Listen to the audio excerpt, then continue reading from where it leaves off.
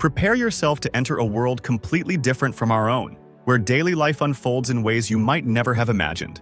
Have you ever heard of the Mennonites? They are one of the most isolated and enigmatic communities on the planet, living outside the bounds of modernity, devoted to simplicity, equality, and faith. But don't be fooled. Behind this serene facade lie traditions that may shock you and hidden secrets that will surprise you. Would you believe it if I told you that, among them, women are required to return all the gifts they received during courtship if the relationship ends? Or that, in addition to paying for the wedding, the bride must also provide a dowry to the groom? And what if I told you that one of their burial customs involves surrounding the deceased with ice before laying them to rest, and that women marry dressed entirely in black? Join us on this journey to uncover the mysteries and fascinating traditions of Mennonite life, a community full of challenges, contradictions, and stories you never would have imagined. To understand who they are, we need to step back in time. Let's go back to 16th century Europe, a period marked by religious fervor and significant transformations. At that time, the Catholic Church, once all-powerful and unquestioned, was facing growing criticism and challenges. Reformers like Martin Luther were questioning practices and doctrines, paving the way for new interpretations of Christian faith. Amid this atmosphere, a group led by Menno Simons, a former Dutch Catholic priest, took these reforms even further. Inspired by the Anabaptists, who promoted adult baptism and the separation of church and state, they sought to live a more authentic and radical Christian life. Known as Mennonites, they rejected violence, church hierarchies, and luxury. Instead, they embraced simplicity, community living, and pacifism. Their beliefs, considered heretical by the Catholic Church and other Protestant groups, led to relentless persecution and forced migrations. Despite facing immense challenges, they remained steadfast in their principles, building thriving communities rooted in faith, hard work, and solidarity. Over time, different branches of Mennonites emerged, each with its own particularities. Some groups, like the Amish, adopted a more conservative approach, adhering to a very traditional lifestyle. Others became more open to the modern world, embracing technology and engaging with broader society. In search of religious freedom, many Mennonites left their homes in the Netherlands and Germany, spreading across Europe and eventually around the world. The Mennonites' journey led them to Pennsylvania. By the 17th century, being a Mennonite in Europe meant enduring religious persecution and uncertainty. But on the other side of the Atlantic, a unique opportunity arose. William Penn, the Quaker founder of Pennsylvania, was also an advocate of religious tolerance. He opened the doors of his colony to the Mennonites, offering them fertile land and the promise of freedom of worship, a dream they had longed for. Thus, many Mennonites embarked on a journey into the unknown, crossing the ocean in search of a better future. Upon their arrival in Pennsylvania, they found a place where they could live according to their beliefs and build prosperous communities. Lancaster County, for instance, became home to several Mennonite settlements. Their farms became symbols of their culture and faith. Today, Pennsylvania remains a major hub for Mennonite and Amish culture in the United States. Local communities continue to preserve their customs and traditions while adapting to the challenges of the modern world. Are the Amish and Mennonites the same? It's a common question and an easy point of confusion. While both groups originate from the Anabaptist movement of the 16th century and share values like simplicity, community living, and pacifism, they are distinct in important ways. The Amish are known for their more conservative and traditional lifestyle. They avoid modern technologies like electricity and cars, and they dress plainly, reflecting their dedication to humility and modesty.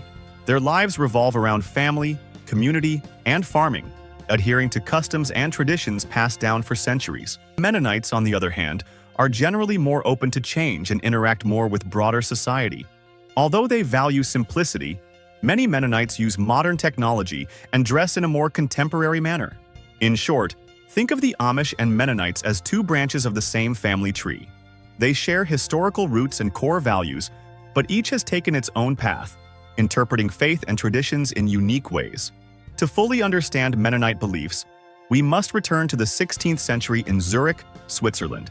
This is where Menno Simons, a former Catholic priest and a pacifist leader, began the Mennonite story.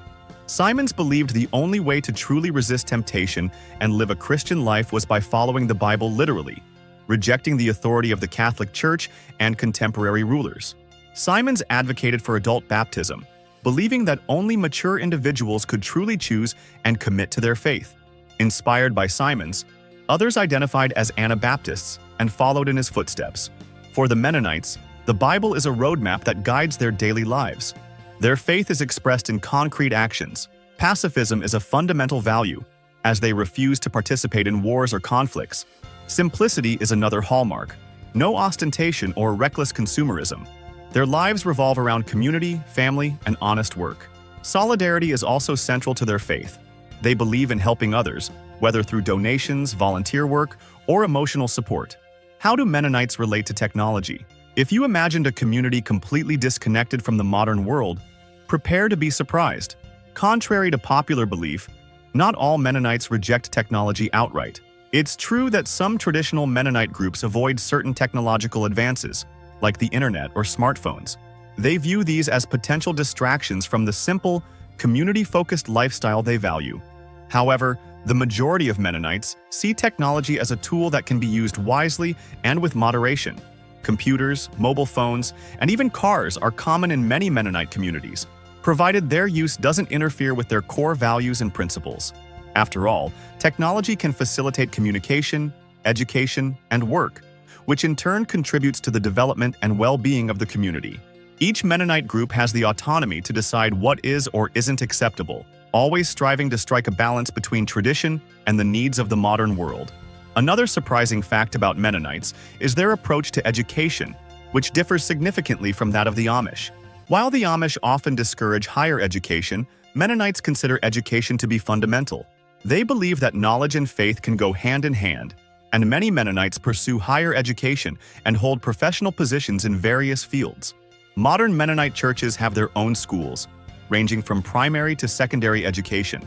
They also operate colleges, seminaries, and universities.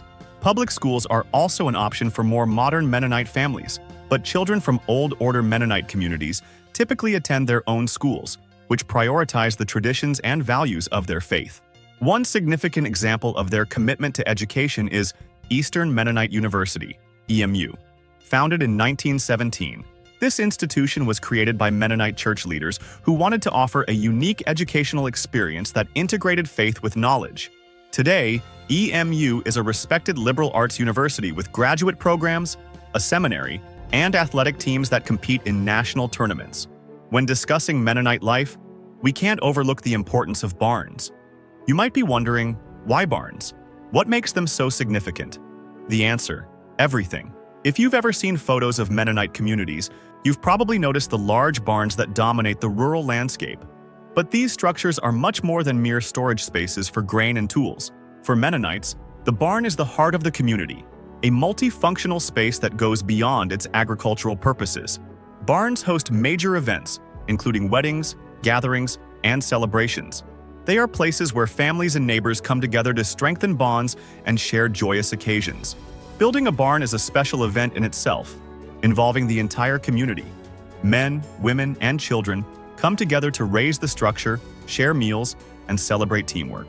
It's a moment for passing down knowledge, fostering unity, and showcasing the community's craftsmanship. Built with traditional techniques and local materials, Mennonite barns are designed to last and to blend seamlessly with the landscape.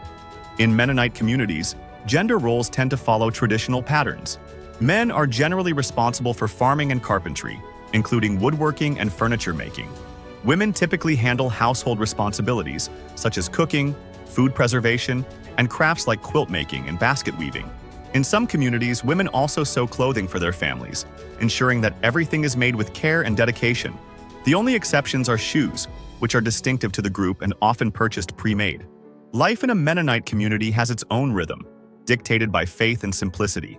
From Monday to Saturday, work takes center stage, and everyone rises early to carry out their duties.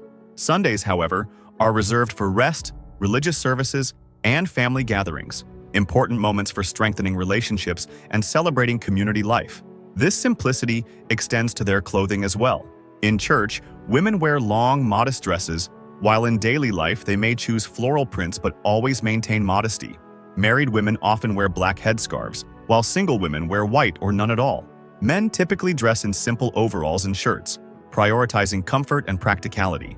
Courtship among Mennonites is distinctly different from what most people are familiar with. Girls can begin being courted at the age of 15 or 16, and they often receive gifts from their suitors. However, these courtships are structured and supervised. Dates are scheduled only on Thursdays and Sundays, between 8 p.m. and 10 p.m., and they always take place at the girl's home. The relationship continues until both individuals feel ready for engagement and marriage. If the relationship doesn't work out, it is tradition for the girl to return all the gifts she received. If the courtship is successful, it leads to marriage, which is viewed as a lifelong commitment. The man formally proposes, and the bride's father takes on the responsibility of covering the wedding costs. In exchange, the groom receives a dowry, which may include livestock, household items, or even financial support to help start a new life together. The wedding ceremony is simple but deeply meaningful. The bride wears a black dress, considered the most elegant and formal color, and the groom also wears black. Preparations begin a week in advance with gatherings of family and friends. The official ceremony takes place the following Sunday. After the wedding, gender roles remain well-defined. The man becomes the head of the household, responsible for providing for the family, while the woman focuses on homemaking and raising children. The community provides strong support to new couples, reinforcing family ties and ensuring the continuity of traditions. Mennonite funerals are unique in their customs. When someone in the community passes away, their body is placed at home on a makeshift bed of damp sand, covered with cloth to preserve it. Ice is placed around the deceased, and the wake lasts for 3 days, but only during the daytime, as everyone rests at night. After the wake, a religious service is held, and the deceased is buried wearing white, symbolizing purity and the hope of eternal life. Mennonite graves are marked by their simplicity. There are no elaborate crosses or headstones, just a large flat stone engraved with the name, birth date, and date of death.